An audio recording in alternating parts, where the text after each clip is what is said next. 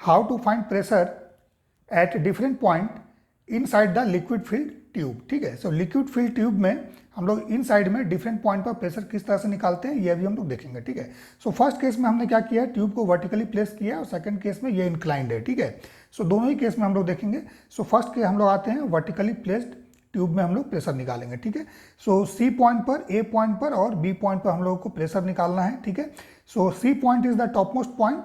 ठीक है, और ये जो ट्यूब है this is the open tube. ठीक है, इसका जो टॉप पोर्शन है ये ओपन है। ठीक है, एंड लिक्विड का डेंसिटी हम लोगों ने रो माना है। ठीक है, सो टॉप पॉइंट पर प्रेशर क्या होगा, सो टॉप पॉइंट पर देखिए टॉप मोस्ट पॉइंट है तो इस पर तो इसके ऊपर कोई लिक्विड नहीं है, सो इस पर लिक्विड प्रेशर नहीं होगा। बट हाँ, यहाँ पर जो प्रेशर है that is the atmospheric pressure. ठीक है, so let the atmospheric pressure is P, इसको पी नोट हम लोग मान लेते हैं।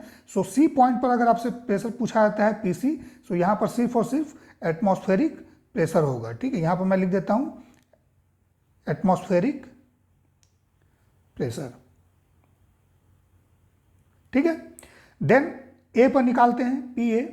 ठीक है, सो ए पर जब निकालिएगा तो इसके ऊपर लिक्विड कितना है, this portion of the liquid जिसका हाइट h1 है। ठीक है, सो फॉर्मूला क्या होता है प्रेशर का, लिक्विड प्रेशर का, रो जी एच।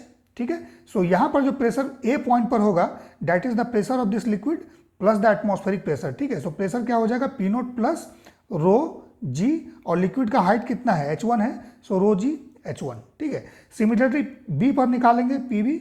सो बी के ऊपर लिक्विड कितना है, this portion of the liquid, so इस लिक्विड का हाइट कितना हो जाएगा h1 प्लस h2। ठीक है, so rho G h1 plus h2 and plus P naught. ठीक है, so P not plus rho G h1 plus h2। ठीक है, अब आते हैं इंक्लाइन के केस में। देखिए जब इंक्लाइन के केस में हम लोग निकालेंगे pressure at different point inside the liquid. ठीक है, सो इसमें आपको जो हाइट लेना है that is the height in the direction of gravity. ठीक है, सो ग्रेविटी का डायरेक्शन देखिए यहाँ होता है जी, वर्टिकली डाउनवर्ड। ठीक है, सो जी के डायरेक्शन में आपको हाइट लेना है। सो हाइट आप ये वाला लीजिएगा, मान लीजिए अगर बी पर आपको निकालना है सो हम लोग इस हाइट को नहीं लेंगे। ठीक है, दैट मीन्स ये जो आपका लेंथ आप देख रहे हैं ट्यूब का, this portion of the tube length, ये आपको नहीं लेना है। जैसे यहाँ पर हम लोग लिए थे ये वाला लेंथ लिए थे। ठीक है, लेकिन actually this is the height of the liquid है ना, ये हम लोग लिए।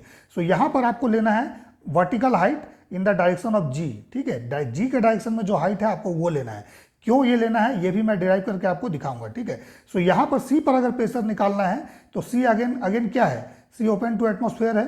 ठीक है, ओपन है, सो पी सी यहाँ पर सेम होगा, that is P not, that is the atmospheric pressure. ठीक है, बी पर निकालिएगा सो यहाँ पर हो जाएगा पी नॉट प्लस रो जी, और हाइट क्या लेंगे h1 दिस वन। ठीक है, रो जी h1, ध्यान दीजिएगा this is the vertical height. ठीक है ना, थर्ड केस में हम लोग आएंगे जब पी ए पर निकालेंगे, ए पॉइंट पर हम लोग प्रेशर निकालेंगे पी ए। सो यहाँ पर क्या हो जाएगा again atmospheric pressure P not plus rho g, then height क्या हो जाएगा h1 प्लस h2। ठीक है, h1 प्लस h2। ठीक है, अब एक स्मॉल डेरिवेशन हम लोग देखते हैं कि ऐसा हम लोग वर्टिकल हाइट यहाँ पर क्यों लेते हैं। ठीक है, सो देखिए मान लेते हैं इस ट्यूब का जो लेंथ है दिस इज x। ठीक है, इसको x मान लीजिए। ठीक है, सो अगर x इसमें हम लोग लेंथ मान लेते हैं। ठीक है, सो ग्रेविटी क्या है, ग्रेविटी तो वर्टिकली डाउनवर्ड है जी। ठीक है, सो ग्रेविटी का दो कंपोनेंट होगा, एक कंपोनेंट आपका ट्यूब के अलोंग हो जाएगा that is g, let this angle is theta, so ये वाला हो जाएगा जी कॉस थीटा। ठीक है, और इस डायरेक्शन में हो जाएगा जी साइन थीटा। ठीक है ना, सो ग्रेविटी का कंपोनेंट ट्यूब के अलोंग क्या है, जी कॉस थीटा है।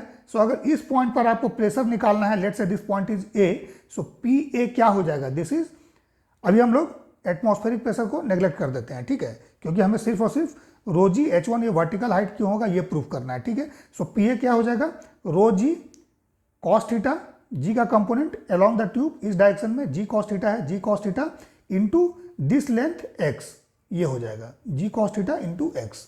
ठीक है, अब देखिए रो जी एक्स और ये कॉस थीटा है ना, कॉस थीटा का वैल्यू हम लोग निकाल लेंगे। तो कॉस थीटा का वैल्यू कैसे निकालेंगे, देखिए ये वाला एंगल हम लोगों ने थीटा माना है। ठीक है, सो अगर दिस एंगल इज थीटा, सो इसका मतलब क्या हो जाएगा, इसको अगर हम लोग इस तरह से यहाँ पे एक ट्रायंगल बना दें इस तरह से। ठीक है, सो देखिए ये दोनों पैरेलल है ना, सो दैट मीन्स कहीं ना कहीं देखिए ये एंगल हमारे पास थीटा है। सो ये एंगल अगर थीटा है सो ये एंगल क्या होगा, ये भी थीटा होगा ना। ठीक है, so this angle is theta, that means cos theta अगर इस ट्राइंगल में आपको निकालना है, सो कॉस थीटा का वैल्यू क्या होगा, बेस डिवाइड बाई हाइपोटेन्यूज। तो बेस का वैल्यू यहाँ पर h है, vertical height this one, and the hypotenuse is x हम लोग माने हैं ट्यूब का लेंथ, ठीक है। सो ये हो जाएगा rho g x then h by x, cos theta का वैल्यू हम लोगों ने यहाँ पर पुट कर दिया, ठीक है। सो देखिए एक्स एक्स कैंसिल हो गया, सो बचा क्या हमारे पास, रो जी एच, ठीक है। सो दिस इज वाई जब इंक्लाइन ट्यूब में हम लोग प्रेशर निकालते हैं किसी भी पॉइंट पर, सो हम लोगों को वर्टिकल हाइट लेना पड़ता है, ना कि ट्यूब के अलॉन्ग हम लोग लेंथ लेते हैं, ठीक है। क्यों? That is due to component of this gravity. यहाँ पर क्या है, वर्टिकल डायरेक्शन में ग्रेविटी का कंपोनेंट जी है, ठीक है। सो जी के डायरेक्शन में हम लोग लेंथ लेते हैं डायरेक्टली, ठीक है। लेकिन इस केस में इस डायरेक्शन में जो कंपोनेंट है ये जी कॉस थीटा है, ठीक है। सो जब इसका कन्वर्जन हम लोग करेंगे सो वर्टिकल लेंथ हम लोगों का आता है, ठीक है। सो वर्टिकल लेंथ हम लोग यहाँ पर लेते हैं, ठीक है।